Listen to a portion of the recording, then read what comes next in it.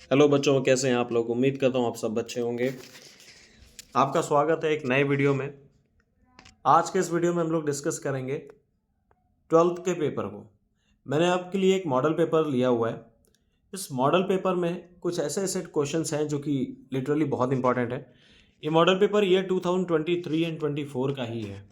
तो आप देख पा रहे हैं कि 2023 एंड 24 इस सेक्शन का ही मैंने मॉडल पेपर आपके सामने बेटे लिया हुआ है। अब इस पेपर को मैं पूरा आपको सॉल्व करके दिखाऊंगा। सेक्शन ए में आ जाते हैं। सेक्शन ए में आपको कुछ चीज़ें मेंशन हैं।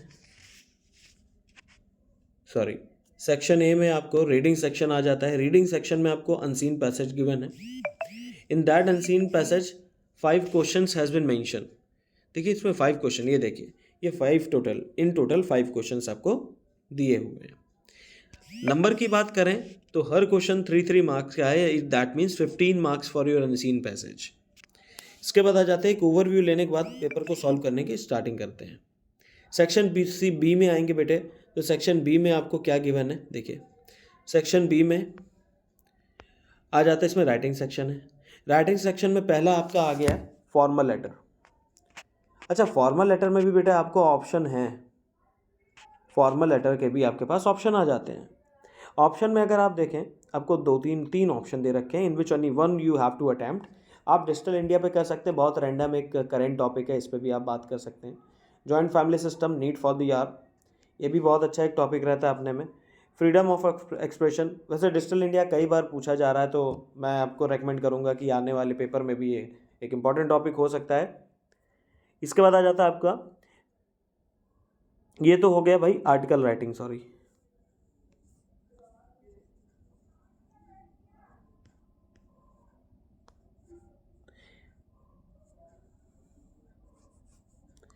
देखिए सेक्शन बी आ जाता है। सेक्शन बी में आपको क्या करना है, in section B your writing section is there. तो पहले आपको आर्टिकल राइटिंग करनी है। आर्टिकल राइटिंग के आपको कुछ टॉपिक दे रखे हैं, जैसे digital India, joint family and freedom of expression. ये भी आपको एक टॉपिक आपके सामने दिया हुआ है। तो 3 टॉपिक हैं। इनमें से मैं आपको बता दूं, डिजिटल इंडिया कई बार ऐसा टॉपिक रहा है जो कई बार एग्जाम में आ चुका है। तो आगे भी मैं आपको बता दूं कि मेरी पर्सनल एडवाइस है कि आगे भी ये टॉपिक पूछा जा सकता है। तो बोर्ड के पॉइंट ऑफ व्यू से ये थोड़ा सा इंपॉर्टेंट रहता है।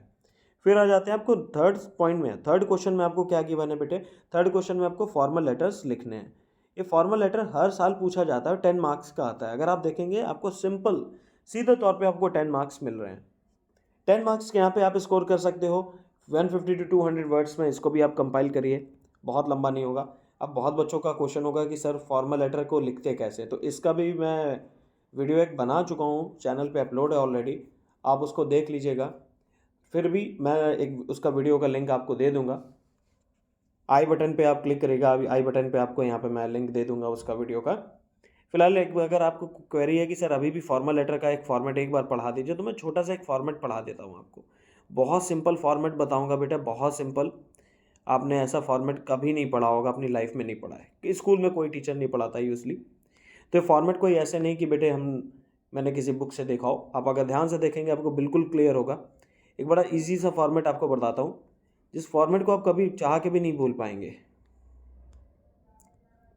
फॉर्मेट कुछ ऐसा है, SDRS²। ये SDRS² में आएगा क्या, मैं यहाँ पर आपके लिए एक ब्लैंक साइड ले रहा हूँ। इस ब्लैंक साइड में मैं थोड़ी सी चीज़ें आपके सामने करके दिखा दे रहा हूँ। देखिए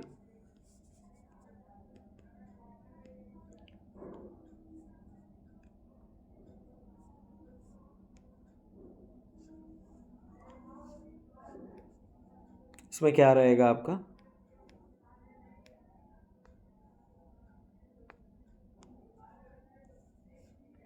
SDRS², where S stands for sender's address, D stands for date, सब जानते हो आप लोग। अच्छा, डेट को भी बेटा लिखने का एक फॉर्मेट होता है। जैसे आज की डेट है current 18, then I will write 18 December oblique 23। Okay, R stands for receiver's address।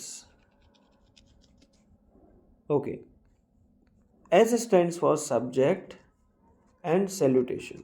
इसका कंप्लीट एक डिटेल वीडियो मैंने अपने चैनल पे बना के ऑलरेडी दे रखा है। इसका भी लिंक मैं आपको कमेंट उसमें आई बटन पे दे दूंगा एंड कमेंट बॉक्स में पिन कर दूंगा, आप वहाँ से जाके देख सकते हैं। ठीक है, तो ये बहुत सिंपल सा रहता है फॉर्मेट।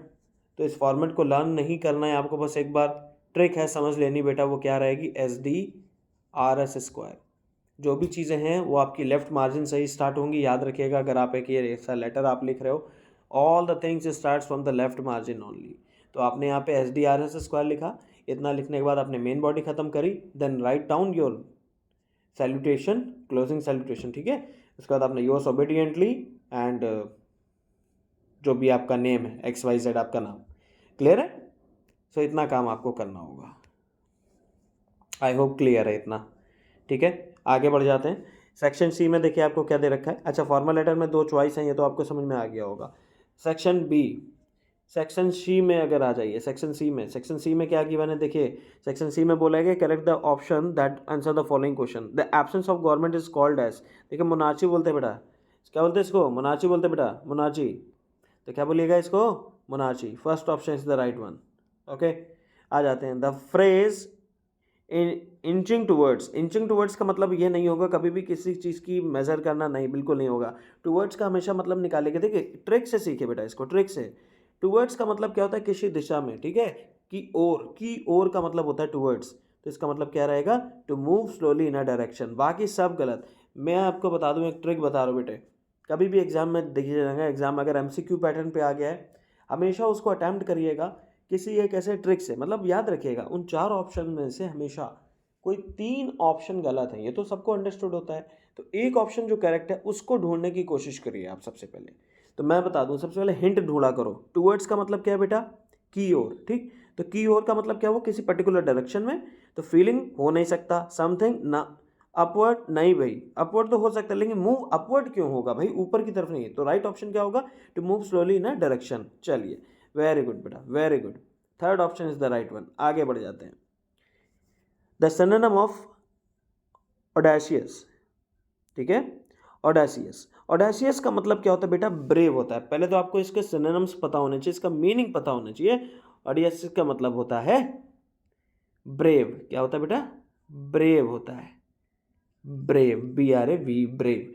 अब ब्रेव के जो आपको सिनोनिम्स दिख रहे हो वो जरा पहचानिए, वो ढूंढिए। देखिए, एडामेंट का मतलब होता है बेटा जिद्दी, डेयरिंग ब्रेव होता है। एडवेंचरस, जो एडवेंचरस है मतलब ब्रेव होगा, इसका मतलब राइट ऑप्शन क्या रहा, दिख गया ना बेटा, राइट ऑप्शन क्या रहा अपना, राइट ऑप्शन हुआ आपका D, fourth number, fourth would be the right one. Very good, fantastic बेटा। अगला पूछा गया है, विच ऑफ द फॉलोइंग, अगला पूछा गया आपसे बेटा D number, which of the following sentence is और आर करेक्ट। देखिए जल्दी देखिए, अपना अपना आंसर ड्रॉप करिए। देखिए, the excess production is usually imported abroad. भाई अगर एक्सेस प्रोडक्शन है तो उसको इम्पोर्ट नहीं करेंगे, उसको करेंगे एक्सपोर्ट। इसका मतलब पहला ऑप्शन गलत हो गया। You must not exceed the prescribed word limit, ये सही है। अगर आप देखेंगे B आपका करेक्ट लग रहा है मुझे, तो B आपका सही हो गया, B सही हो गया बेटा। इसके बाद आ जाइएगा, he is well acquainted to me, भाई C भी रॉन्ग है आपका, C भी रॉन्ग है।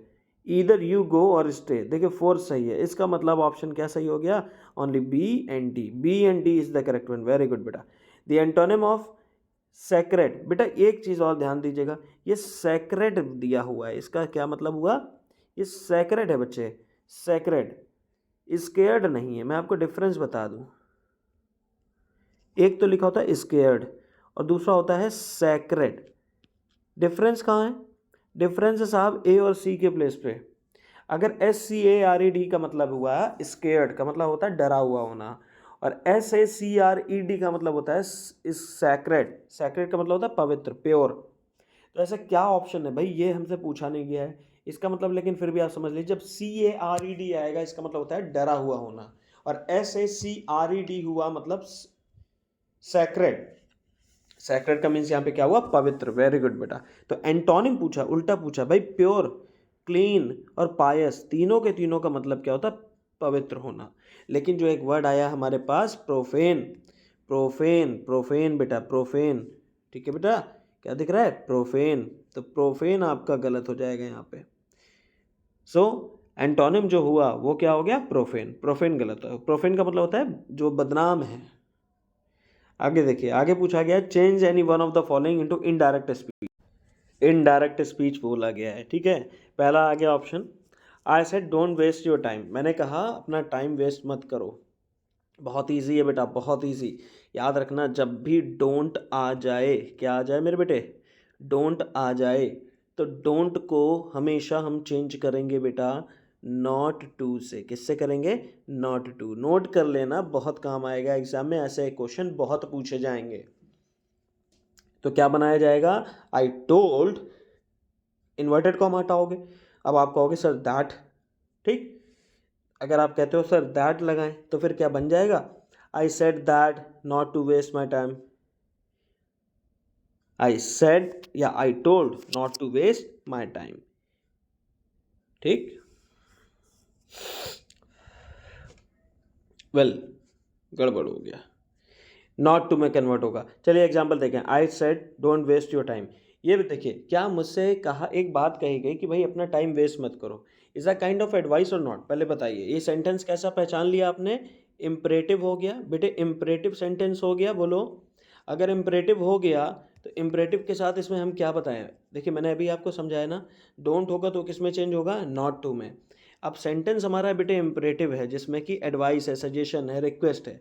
तो इम्परेटिव में जब इन्वर्टेड कॉमा हटता है तो टू लगता है, और सेट के प्लेस पे देखिए क्या आएगा, तो क्या बनाया जाएगा? I advised him not to waste your time का किस में चेंज होगा? योर किससे चेंज होगा? ऑब्जेक्ट से। ऑब्जेक्ट है नहीं तो अपने आप को मान लेना मी, तो बोलोगे I requested not to waste his time. Clear? I requested, मैं एक बार लिख देता हूं आपके लिए, I requested not to waste his time। Fantastic, I hope समझ में आ गया होगा। चलिए आगे बढ़ते हैं। अगला क्या बोला गया है? अगला है direct direct. Rohit said to us let's go for a picnic. जब भी लेट्स गो आ जाए, क्या आ जाए बेटे? लेट्स गो आ जाए। लेट्स गो का मतलब होता है, या यूं कह लें, लेट्स का मतलब होता है लेट अस, ठीक है। लेट्स गो का मतलब क्या होता है बेटा? लेट्स अस होता है, ठीक। अब लेट्स जो वाले जितने भी सेंटेंस आएंगे उसका सेड और सेड टू कन्वर्ट होगा प्रपोज्ड में। बोलो किस में होगा? प्रपोज्ड में। तो क्या बनेगा? Rohit proposed us that they should go for a picnic. मतलब इन्वर्टेड कॉमा हटेगा तो दैट लगेगा, लेटस हटेगा तो दे शुड लगेगा। क्या लगेगा बेटा? दे शुड लगेगा। क्लियर? That they should. तो हम क्या बनाएंगे? Rohit propose that they should go for a picnic. Fantastic.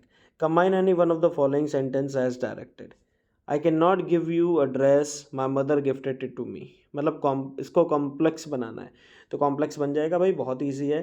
तो क्या बनाएंगे? I requested, sorry, I can not give you a dress my mother gifted it to me. अगर आप इसका हिंदी मीनिंग निकालोगे आपको समझ में आएगा, मैं तुम्हें वो ड्रेस नहीं दे सकती जो कि, मैं तुम्हें ड्रेस नहीं दे सकती जो मेरी माँ ने मुझे दी थी। इसका मतलब विच, जो कि का मतलब क्या आ रहा है, या जो का मतलब क्या आता है? विच आता है इंग्लिश में। तो बोलेंगे I can not give you a dress which my mom gifted it to me. बन गया बेटा। तो क्या इसमें लगाओगे आप? समझ में आ गया होगा। इस पे क्या लगेगा बेटा? विच लगेगा, विच। आई होप इतना क्लियर हो गया, ठीक। अच्छा नेक्स्ट देखते हैं, do it dash leave it. अरे सिंपल है, अलग दिख रहा होगा, अलग दिख रहा होगा बेटा। क्या लगेगा? और लगेगा, डू इट और लीव इट। चलिए आगे बढ़ते हैं। नेक्स्ट देखिए, transform any one of the following. कोई एक करना है, वैसे इसमें भी एक करना है, मैंने आपको दोनों बता दिए। He has saved my life, passive voice बनानी है भाई, बड़ी ईजी है। My life has been saved by him. My life has been saved by him. Direct direct की भी मैंने एक वीडियो बना रखी है, उसको भी मैं वीडियो के एक आई बटन पे दे दूंगा। पूरी वीडियो देख लेना, तुम्हारा काम हो जाएगा बेटा उतने में। एग्जाम में उसके बाहर कहीं कुछ नहीं आएगा। आगे देखिए बेटा, this is the most effective remedy for this disease. इसको बनाना है कंपैरेटिव डिग्री में। अब डिग्री भी कैसे आती है, डिग्री के लिए भी मैं आपको बता दूं, positive, comparative and superlative degree होती है। ये 3 डिग्री होती हैं। इसका भी एक डिटेल वीडियो आने वाला है चैनल पे, अपडेट रहना, टच में रहना बेटा, देखते रहिएगा। तो he has saved my life, ये हो गया। This is the most effective remedy for this disease.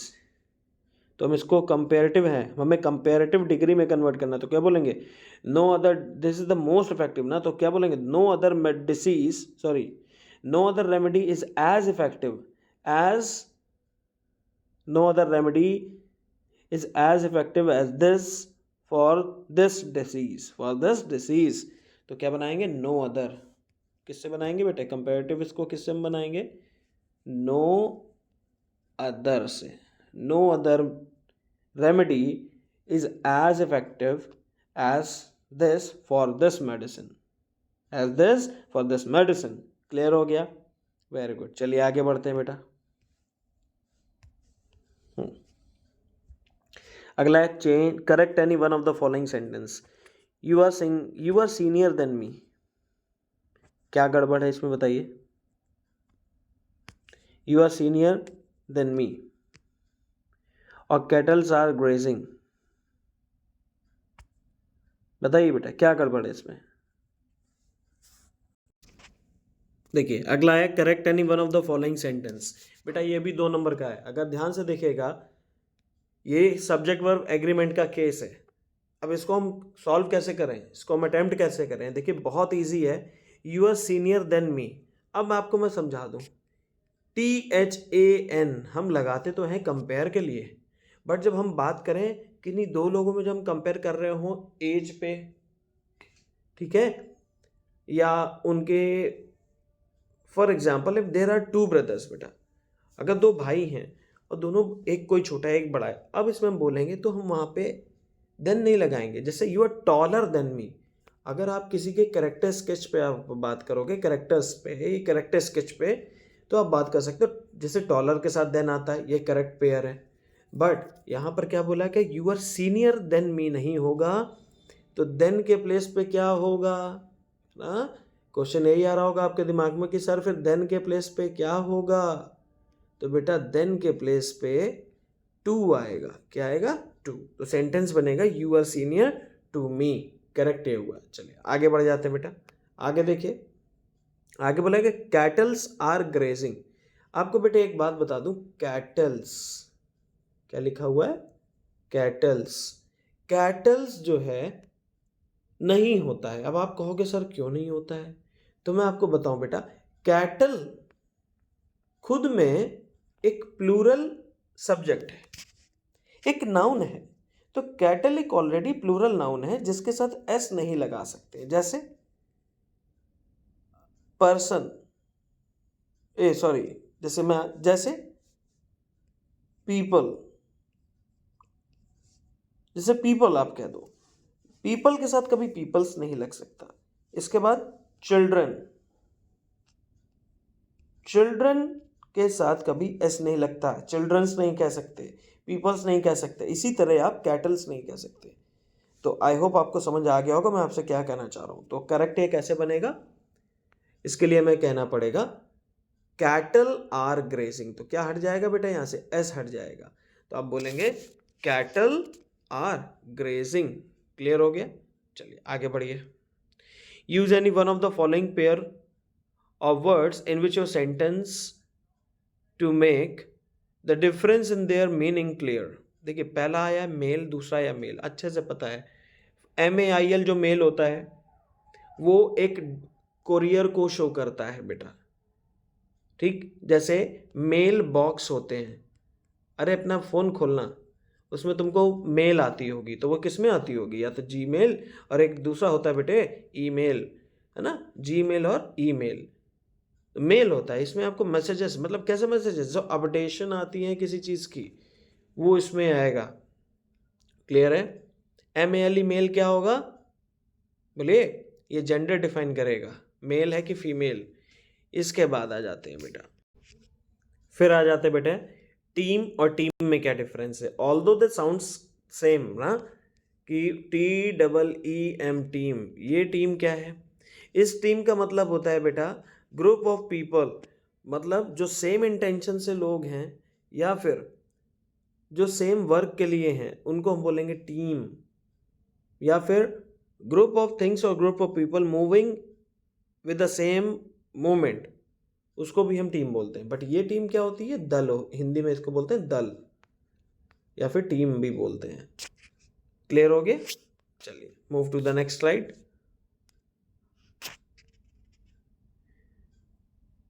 अच्छा एक सेकंड बेटा रुकिए। देखिए क्वेश्चन नंबर 6, क्वेश्चन नंबर 6 में आपको क्या गिवन है? ये ट्रांसलेशन आपको दिया हुआ है, ये पूरा ट्रांसलेशन आपको करना है बेटा। तो कैसे किएगा इसको? देखिए कैसे कीजिएगा। उन दिनों स्वामी विवेकानंद अमेरिका में एक महिला के वहाँ ठहरे हुए थे जहाँ वह अपना भोजन खुद बनाते थे। On those days Swami Vivekananda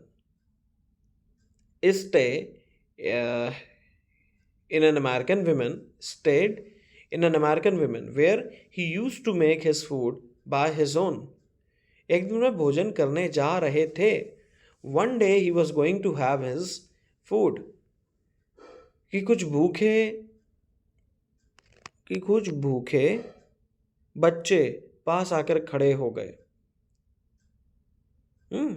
One day when he was going to have lunch, when he was going to have his food, on that time some hungry kids came near him. Swami Vivekananda ने अपनी सारी रोटियां उन बच्चों में बांट दी। Swami Vivekananda distributed all his chapatis among those, अब यहाँ पे मैंने यूज़ किया बेटा, अगर आप सुनो, मैंने बोला among those kids, among का यूज़ किया। क्यों? क्योंकि उन बच्चों में कई सारे बच्चे हैं, अगर आप ध्यान से देखोगे कई सारे बच्चे हैं, तो मैंने क्या बोलूँगा? among बोलूँगा। आगे देखिए, यह देख महिला ने उनसे पूछा,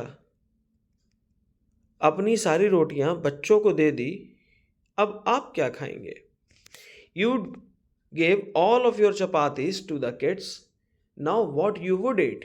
Now what you would eat?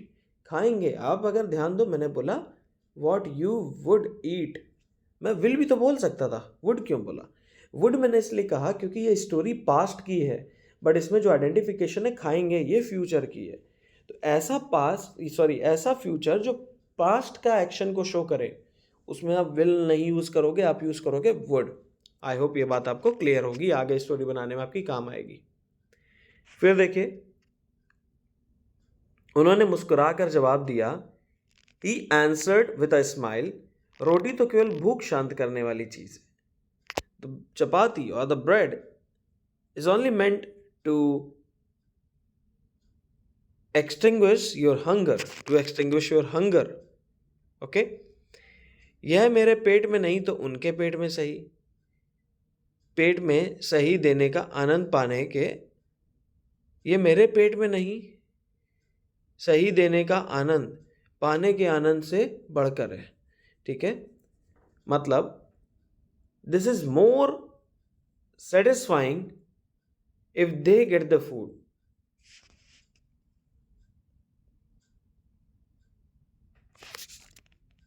Okay, तो ऐसे ही आगे आप स्टोरीज को बना सकते हैं।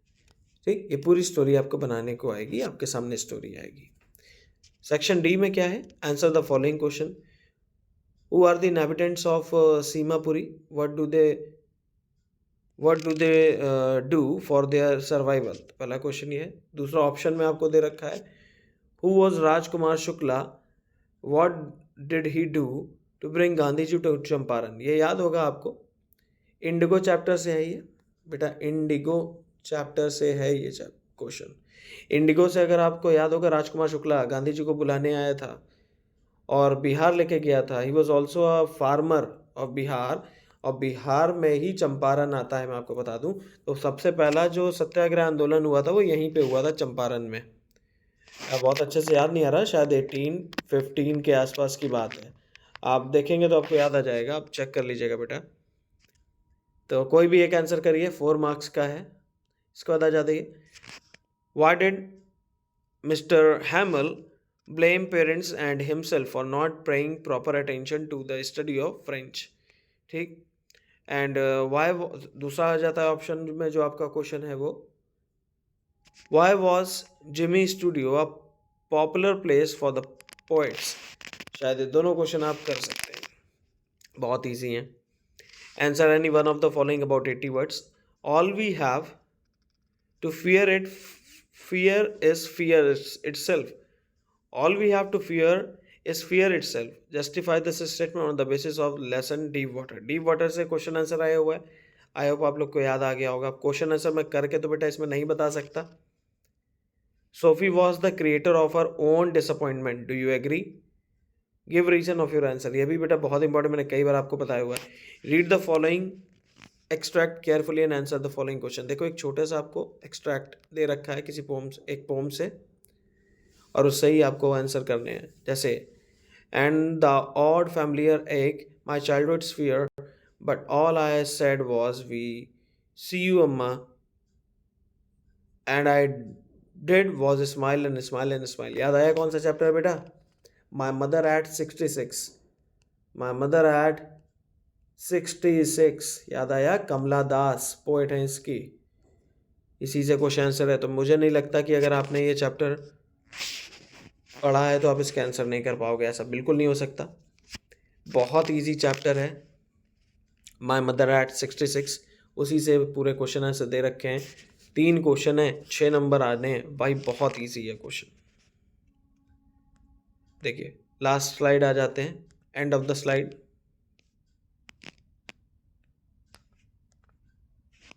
एंड ऑफ द स्लाइड में क्या दे रखा है? Central idea. बेटा हमेशा मैं बता दूं, keeping quiet, think of beauty, road side stand. एक इसका माय मदर एट 66, ये भी बहुत इंपॉर्टेंट है। तो कोई एक आपको सेंट्रल आइडिया लिखना है। सेंट्रल आइडिया का पूरा एक वीडियो बना के मैं डालने वाला हूँ, यही कुछ 2-4 दिन के अंदर वीडियो आपको सेंट्रल आइडिया की मिल जाएगी। तो अपडेट रहना बेटा, चैनल में कंटिन्यू आते जाते रहना, ताकि आपको बोर्ड से रिलेटेड सारी इन्फॉर्मेशन मिले। इस बार हमारा टारगेट है आपको बोर्ड की तैयारी पूरी एक एक चीज़ बता के जाएंगे। Answer the following question in about 40 words. अब यहाँ पर बस आपके देखिए क्वेश्चन आंसर्स दे रखे हैं, और जितने भी क्वेश्चन आंसर दे रखे हैं बहुत ईजी हैं। अगर तुमने थोड़ा बहुत भी बेटा पढ़ाई की होगी तो तुम्हारे बहुत अच्छे नंबर आएंगे। पेपर से जुड़े हुए वीडियो को ऐसे ही देखते रहो। वीडियो पसंद आया तो वीडियो को लाइक कर देना बेटा, कमेंट करिए जो अगर आपको कोई डाउट हो। चैनल को सब्सक्राइब करके वीडियो अपने दोस्तों के साथ शेयर कीजिए। मिलते हैं आपसे अगले वीडियो में एक न्यू मॉडल पेपर के साथ, कुछ न्यू ट्रिक्स के साथ। इसके साथ ही साथ आप बेटा अपडेट रहिए, मेरे साथ जुड़े रहिएगा, तो आपको पता चलेगा चैनल पे बोर्ड एग्ज़ाम की प्रैक्टिस कैसे, बोर्ड में कॉपी को लिखना है, बोर्ड पेपर कैसे अटैम्प्ट करना है, सारी चीज़ें 1 by 1 हम लोग डिस्कस करेंगे। See you on the next video. Till then, take care. All the best for your board examination. Bye bye.